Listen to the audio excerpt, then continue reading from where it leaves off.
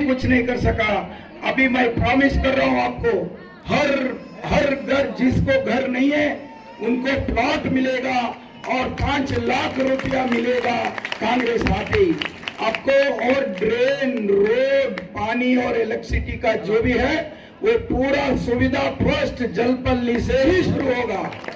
जो आपने देखा, आप लोग थे नहीं लेकिन मैं घूमा, इतनी खराब है। कोई जो गांव में, हमारी गांव में भी जितनी जैसा है उतना भी नहीं है। ये हैदराबादी नहीं बोल सकते, ये गांव भी नहीं बोल सकते, ये इतना खराब है। तो इसीलिए मैं वादा कर रहा हूं आप लोगों को, ये कांग्रेस गवर्नमेंट आ रही है, अपन आपके हिसाब से आपने वोट डाल रहे, मैं जीत रहा हूं और मिनिस्टर भी बनने का चांस है।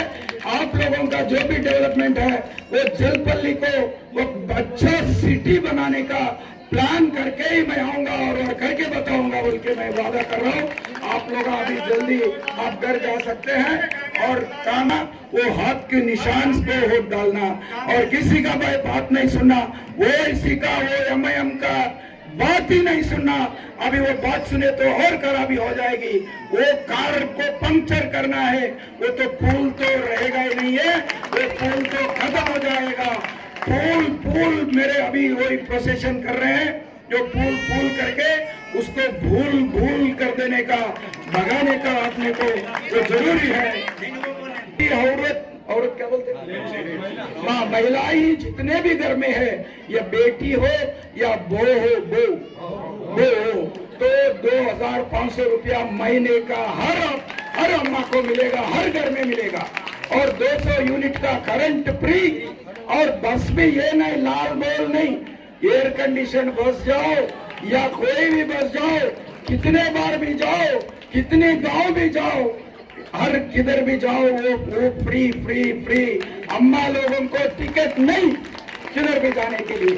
तो अभी घर हो गया और 500 की सिलेंडर होगी और रेशन शॉप में राइस नहीं, 9 चीज जो खाने का, पकाने के लिए जो भी चाहिए वो पूरा रेशन शॉप में मिलेगा।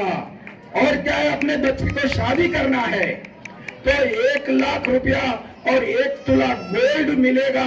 जितने भी अपने घर में शादी है तो ये अभी गारंटी कार्ड आपके घर को पहुंच रहा है। 1-2 दिन में आपके घर को लाके हम देके आपका सिग्नेचर लेके जाएंगे। गारंटी कार्ड ये फर्स्ट गवर्नमेंट आते ही आपको फर्स्ट वही शुरू करने के लिए हम वादा कर रहे हैं। तो अभी बहुत शुक्रिया आपको। साथी यहाँ सब सीनियर लीडर्स बैठे हैं, मैं उनको झुककर सलाम करता हूँ और आप सभी को खुशामदीद कहता हूँ। मैंने हिंदुस्तान में बहुत जगह घूम कर इलेक्शंस देखे, मैंने बहुत बड़े प्रोग्राम्स देखे हैं, बड़ी नशिस्त कई जगह पर देखी, बम्बई से लेकर कलकत्ता से लेकर तमिलनाडु से लेकर कर्नाटक से लेकर कश्मीर। मैंने ये नज़ारा कहीं नहीं देखा जो आज मुझे देखने को मिला। सच कहूं कि मैं तसव्वुर भी नहीं कर सकता था, मैं ये सोच भी नहीं सकता था कि ये मुमकिन है कि इतनी बड़ी तादाद में हमारी बहनें, हमारी माएँ यहाँ पर मौजूद होंगी।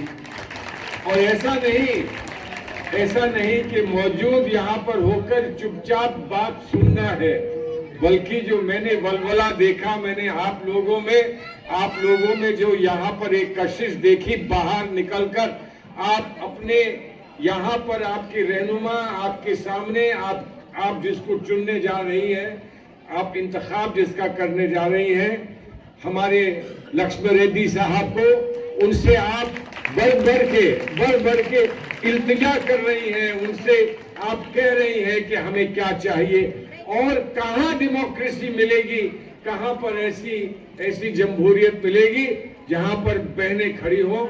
हम तो कहीं दिल्ली में सुनते हैं कि 33% आप लोगों को आरक्षण दिया जाएगा पार्लियामेंट में आने के लिए। अब कब दिया जाएगा हम नहीं जानते। अरे देना है तो अभी दो, हम कहते हैं। बाहर की बात क्यों करते हो, देना हो तो अभी दो। और मैं सोचता हूं कि अगर उन्होंने आप जैसी ये नशे देखी होती तो वो भी आमादा हो जाते अभी देने के लिए, फिर वो ये ना कहते कि बाद में आना, फिर हम बाद में देंगे। तो आप लोगों को देखकर लक्ष्मी रेड्डी जी कैसा लग रहा है मुझे? मेरा दिल हो रहा है कि मैं ये कहूं तेलंगाना की बहनें कैसी हैं, और जवाब में ये कहा जाए सोनिया गांधी जैसी। देखिए, आपका एक खास रिश्ता, आपका एक बड़ा खास रिश्ता मोहतरमा सोनिया गांधी से है, खास रिश्ता है। किसी को भी इज्जत से अगर बात करो तो हम अम्मा कहते हैं। आपने आप लोगों को अभी अम्मा कहा, अम्मा कहते हैं, बहन कहते हैं। इज्जत से किसी भी खातून से बात करते हैं तो अम्मा कहकर बात करा करते हैं। लेकिन अगर हकीकत में तेलंगाना की कोई अम्मा है तो सोनिया गांधी है, जिन्होंने आपको, आपकी इल्तिजा पर, आपकी मांग पर, जिन्होंने आपको सूबा दिया, आपको तेलंगाना दिया, और इसीलिए आज उस तेलंगाना के इलेक्शन के लिए हम लोग यहाँ मौजूद हैं।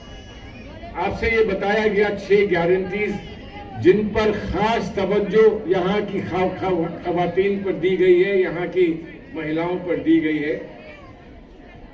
उन 6 गारंटीज को लेकर अगर पूरा उसमें गिने तो 14 बन जाती हैं, 6 की 14 बन जाती हैं। एक अगर उसका नुक्ता आप लें तो कम से कम 14 बन जाती हैं।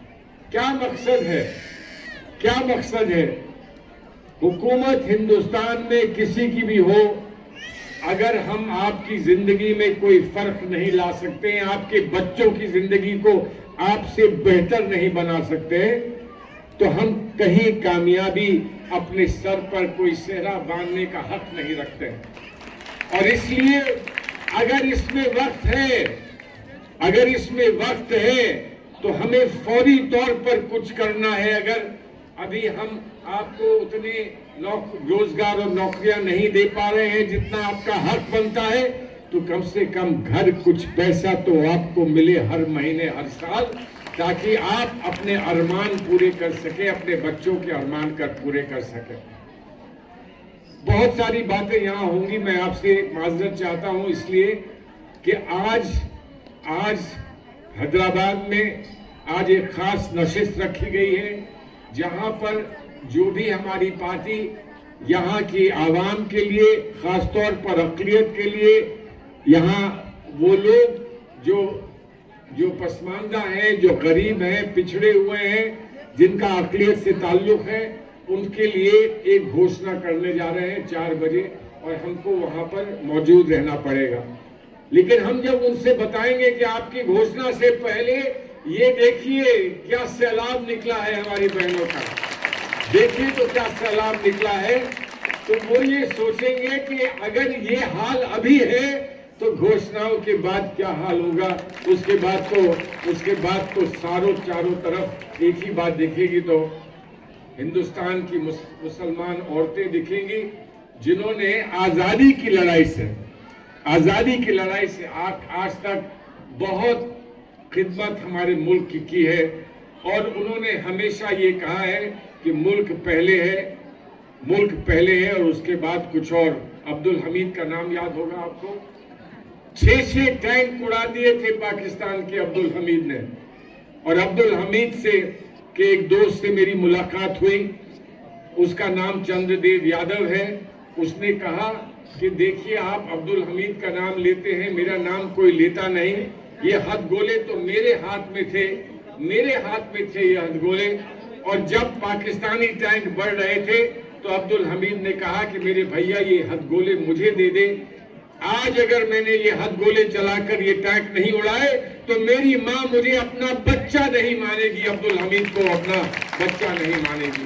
ऐसी माएँ हिंदुस्तान में गुजरी हैं। और फिर जब मैंने देखा कि हाँ लक्ष्मण रेड्डी गारू यहाँ खड़े हैं, तो मेरे दिल में एक बात आई। हिंदुस्तान में लोग कहते हैं ना कि हिंदू का रास्ता, मुसलमान का रास्ता अलग अलग है। कैसे अलग अलग हो सकता है जब गंगा और जमुना का रास्ता अलग अलग नहीं, दोनों जाकर इलाहाबाद में मिल जाया करते हैं। जब किसी भी दरिया का रास्ता अलग नहीं, मुस्तकबिल की तरफ रास्ता है, तो इनका रास्ता, तुम्हारा रास्ता, हमारा रास्ता कैसे कैसे अलग अलग हो सकता है। तो मेरे जहन में एक बात आई, बहनों आप बताओ आपके घर में कोई आए और बताए और कहे कि ये बताओ दुनिया में जन्नत कहाँ मिलती है। आसमान पे जाकर जन्नत जहाँ है सो है हम जानते हैं, लेकिन दुनिया में कोई अगर तलाशे कि जन्नत कहाँ मिलती है तो मुसलमान के घर में आप क्या जवाब दोगी? आप यही कहोगी बेटा माँ के तलवे के नीचे, पाँव के तलवे के नीचे जन्नत मिल जाएगी।